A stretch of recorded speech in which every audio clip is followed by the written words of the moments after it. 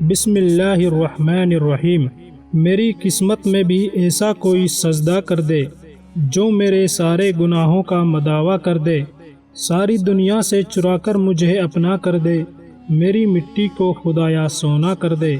میں تیرا چاہنے والا ہوں مگر ہے حسرت، جن کو تو چاہتا ہے مجھ کو بھی ویسا کر دے۔ ایک نظر اپنے گنہگار پہ کر کے مولا، اپنی رحمت کا حقدار ہمیشہ کر دے۔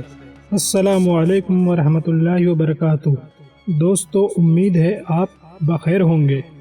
حضرت لقمان حکیم اور اس کا بیٹا اور ایک نیک فرشتہ۔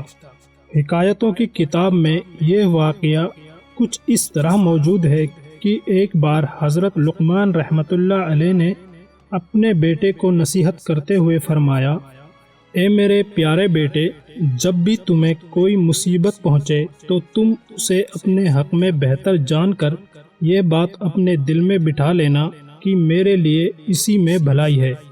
حالانکہ بظاہر وہ مصیبت ہی نظر آ رہی ہو، لیکن حقیقت یہ ہے کہ وہ تیرے حق میں بہتر ہوگی۔ یعنی تو اس مصیبت پر صبر اور شکر کرنا، یہ مت کہنا کہ یہ مصیبت مجھ پر نازل کیوں ہوئی، کیونکہ ہو سکتا ہے وہ مصیبت تجھ پر نازل ہوئی ہو اور تو کسی بڑی مصیبت سے بچ گیا ہو۔ لیکن یہ سن کر حکیم لقمان کا بیٹا کہنے لگا، ابا حضور، جو کچھ آپ نے فرمایا میں نے اس کو سن لیا اور اس کا مطلب بھی سمجھ لیا، لیکن یہ بات میری سمجھ سے باہر ہے کہ ہر مصیبت کو اپنے لیے بہتر کیسے سمجھوں۔ میری سمجھ، میری عقل اور میرا یقین ابھی نہ اتنا پختہ ہے اور نہ اتنا پکا ہے، اور اسی طرح نہ میرا علم اتنا زیادہ ہے کہ میں آپ جیسی سوچ رکھوں۔ فی الحال تو میں اس بات کو ماننے سے انکار کرتا ہوں۔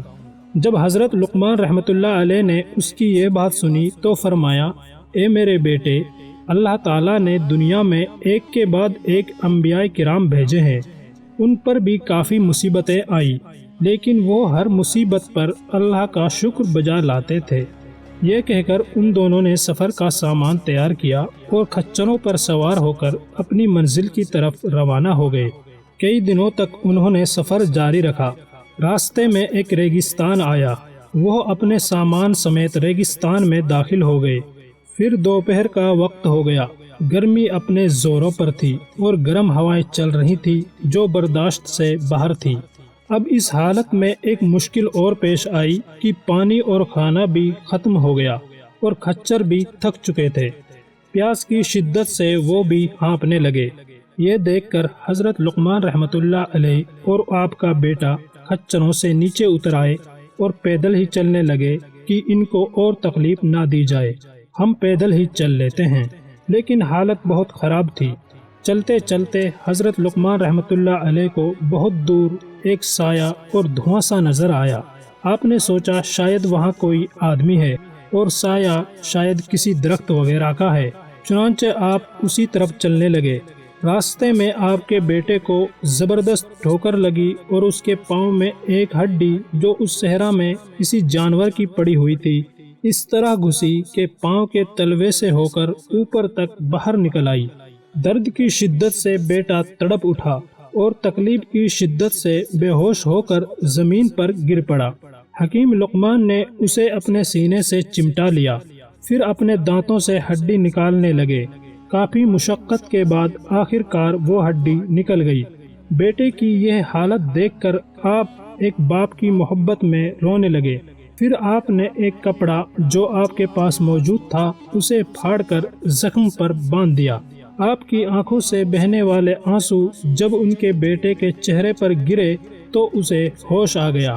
جب بیٹے نے دیکھا کہ میرے والد محترم رو رہے ہیں تو کہنے لگا، اے ابا جان، آپ تو مجھ سے فرما رہے تھے کہ ہر مصیبت میں بھلائی ہے، لیکن اب میری اس مصیبت کو دیکھ کر آپ رونے لگے ہیں، کیوں؟ اور یہ مصیبت میرے حق میں بہتر کس طرح ہو سکتی ہے؟ حالانکہ اب ہماری ہر چیز ختم ہو چکی ہے، کھانے پینے کی تمام چیزیں ختم ہو گئی ہیں، ہم یہاں اس ویران صحرا میں تنہا رہ گئے ہیں۔ اگر آپ مجھے یہیں چھوڑ کر چلے جائیں گے تو آپ کو میری مصیبت کی وجہ سے بہت رنج و غم لاحق رہے گا، اور اگر آپ مجھے لے کر یہیں میرے ساتھ بیٹھے رہیں گے تو ہم دونوں یہاں اس ویرانے میں بھوکے پیاسے مر جائیں گے۔ اب آپ مجھے بتائیے اس مصیبت میں میرے لیے کیا بہتری ہے کہ میں چل نہیں سکتا۔ بیٹے کی یہ باتیں سن کر حضرت لقمان نے فرمایا، اے میرے پیارے بیٹے، میرا رونا اس وجہ سے تھا کہ میں ایک باپ ہوں، اور ہر باپ اپنی اولاد کے دکھ درد کی وجہ سے غمگین ہو جاتا ہے۔ یہ ایک فطری عمل ہے کہ ماں باپ اپنی اولاد کا دکھ نہیں دیکھ سکتے۔ باقی رہی یہ بات کہ اس مصیبت میں تمہارے لیے کیا بھلائی ہو سکتی ہے، تو ہو سکتا ہے کہ اس چھوٹی مصیبت میں مبتلا کر کے تجھ سے بہت بڑی مصیبت دور کر دی گئی ہو، اور یہ مصیبت اس مصیبت کے مقابلے میں چھوٹی ہو جو تجھ سے دور کر دی گئی ہو۔ حکیم لقمان کا بیٹا یہ بات سن کر خاموش ہو گیا۔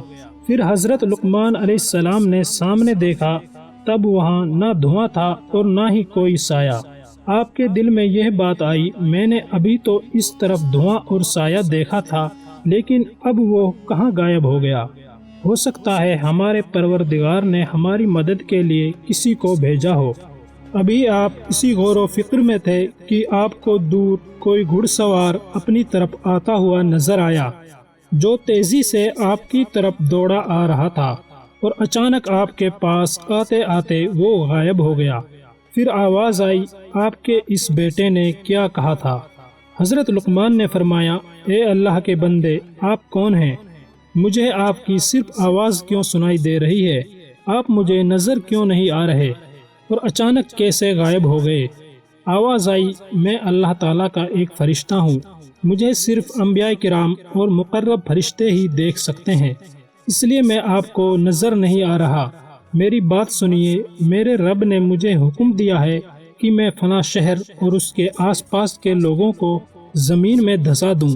مجھے خبر دی گئی کہ آپ دونوں بھی اسی شہر کی طرف آ رہے ہیں، تو میں نے پروردگار سے دعا کی کہ وہ آپ کو اس شہر میں آنے سے روکیں۔ لہٰذا اللہ تعالیٰ نے آپ کو اس آزمائش میں ڈال دیا کہ آپ کے بیٹے کے پاؤں میں ہڈی چبھ گئی، اور اس طرح آپ چھوٹی مصیبت کی وجہ سے بہت بڑی مصیبت یعنی اللہ کے عذاب سے بچ گئے، کیونکہ وہ پوری بستی ہم نے الٹ دی ہے، وہاں اب کوئی بچا نہیں ہے۔ پھر فرشتے نے اپنا مبارک ہاتھ زخمی لڑکے کے پاؤں پر پھیرا تو اللہ کے حکم سے اس کا زخم بالکل ٹھیک ہو گیا۔ پھر اسی فرشتے نے اپنا ہاتھ اس برتن پر پھیرا جس میں پانی بالکل ختم ہو چکا تھا، تو ہاتھ پھیرتے ہی وہ برتن پانی سے بھر گیا، یہاں تک کہ جب کھانے کے برتن پر ہاتھ پھیرا تو وہ بھی خدا کے حکم سے کھانے سے بھر گیا۔ پھر اسی فرشتے نے اللہ کے حکم سے حضرت لقمان اور بیٹے کو سواری اور ساز و سامان سمیت اٹھایا، اور کچھ ہی دیر میں آپ اپنے بیٹے اور سارے سامان سمیت اپنے گھر میں موجود تھے، حالانکہ آپ کے گھر سے اس ریگستان کی مسافت کئی دنوں کی تھی۔ اور اس واقعے کے بعد حضرت لقمان کا بیٹا آپ کی باتوں کی حکمت کو جان گیا اور اس کا ایمان اور مضبوط ہوا۔ تو دوستو، کیسا لگا آپ کو یہ واقعہ؟ ایسی ہی ویڈیوز دیکھنے کے لیے ہم سے جڑے رہیں اور چینل کو سبسکرائب کرنا